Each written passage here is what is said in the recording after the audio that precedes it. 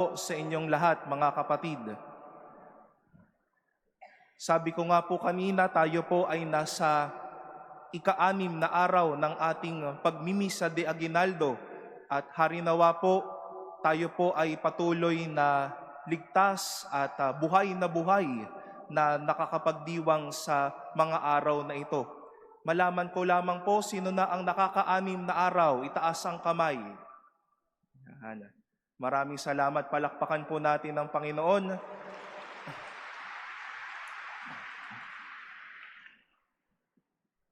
Napakayaman po ng ating wika sa paggamit ng salitang pagmamadali. Dalawang bagay po ang nais kong bigyang pansin. Ginagamit po ito unang-una sa isang agarang pagtugon, sa isang pangangailangan o sa anumang mga bagay. Madaling kumausap ng isang kaibigan o sa madaliang pagbisita ng isang kaibigan. Nagmamadaling kumausap o tumugon sa isang tao na nangangailangan o madali ang responde sa mga nangangailangan ng aruga, ng presensya natin at ng ano pang mga bagay.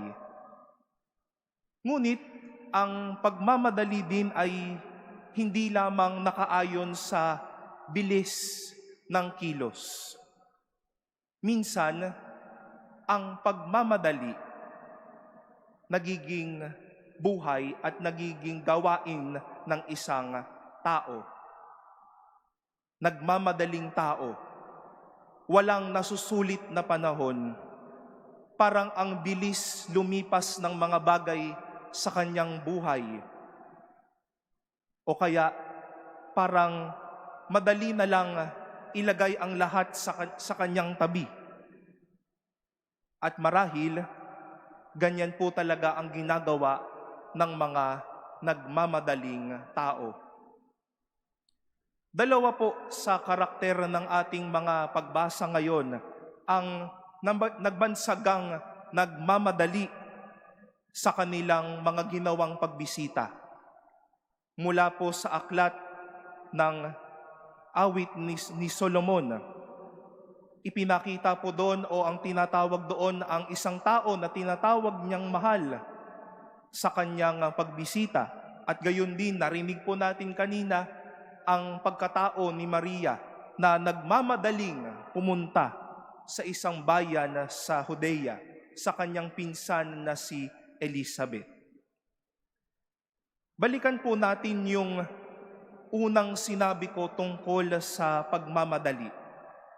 Ito ay agarang tugon o agarang aksyon sa mga nakita, sa ating nadama, at sa mga pagtugon natin sa mga hindi magagandang bagay sa ating mundo. Yung tinatawag pong mahal sa ating unang pagbasa ay nagmamadali sa kanyang pagdanais na makasama itong kanyang iniibig. At si Maria naman nagmamadaling pumunta sa kanyang pinsan na si Elizabeth upang ihatid sa kanya yung aruga at yung init na kinakailangan ng taong ito. Dahil kung aalalahanin po natin ng mga nakaraang araw, si Elizabeth matapos na siya ay magdalang tao, siya ay nailagay sa isang seklusyon. Pero ang mga pagdalaw na ito ay mga pagdalaw na ibinigay ang kanilang madaling pagtugon, pero mga pagdalaw na hindi minadali. Mga kapatid, sa madaming pagdalaw po sa ating buhay ngayon, madalas nauuwi tayong nagmamadali. Nagmamadali na tila lahat lumilipas na lang, lahat pinabibilis natin, lahat hindi natin sinusulit ang pagkakataon. Nakadaupang palad po natin ang isang tao, pero maya-maya nagmamadali na yan at mamaya in an instant, wala na yung taong ito. Minsan, kahit sa pagtingin sa isang bagay, sa pagbabasa, sa pag-iisip ng mga bagay-bagay, ayan, sige, nagmamadali pa din tayo. Kaya sa sobrang pagmamadali, hindi natin nakikita o nakukuha kung ano yung mga aral na dapat nating makuha. Minsan, kahit sa pagdalaw o paglapit natin sa mga tao, para tayo ay samahan at arugain, pati pakikipagkapwa-tao, minamadali na natin. Kaya po, ano ang nangyayari? Sa sobrang pagmamadali, nasasayang ang pagkakataon. Hindi tayo natututo.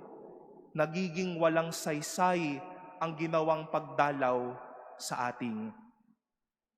Dahil, mulit-muli, minadali.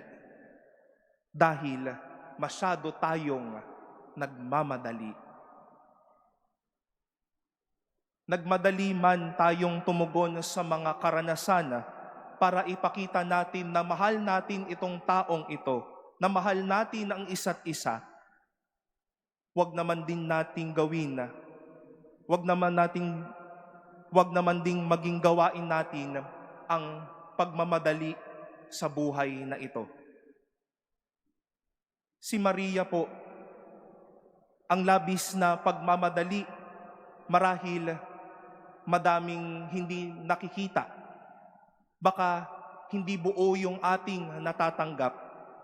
At sabi ko nga, madalas lilipas ang mga bagay.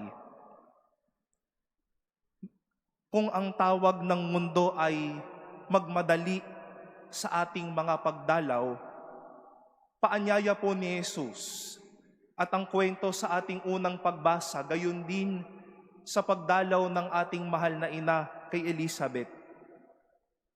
Ang katambal ng pagmamadali ay pananatili. Sa mundong gusto ay magmadali, may sanang manatili. Tingnan po natin kung anong ginawa ni Maria. Nagmamadali siyang pumaroon kay Elizabeth, pero hindi niya minadali ang kanyang pagdalaw sa kanyang pinsan. Kung tatapusin po natin ang kwento ng pagdalaw ni Maria, masasabi po na siya ay pumaroon o nakiisa kay Elizabeth ng halos 3 buwan. Hindi minadali ang pagkakataon, kundi nanatili sa pagkakataon. Ibinigay ang kanyang marahil tenga, ang kanyang puso, ang kanyang serbisyo, at ang kanyang sarili sa kanyang pinsan na ito. Huwag po tayong mahuulog sa tukso na madaliin ang pagdalaw ng Diyos, ang pagdalaw ng bawat isa, at ang mga nararanasan nating mga kagandahang loob ng Diyos sa atin. Ang Diyos nga, nagmamadali tayong tulungan, pero hindi nagmamadaling umalis sa ating buhay. Mga kapatid, para lubusin ang lahat at mahiwagaan muli sa ginagawa ng itaas para sa atin, upang sa ating pananatili, maging malalim po ang ating pagkakaibigan at pag-iibigan, maging malalim din ang ating ugnayan, puso sa puso, tao sa tao, kasama ang Diyos at kasama tayo.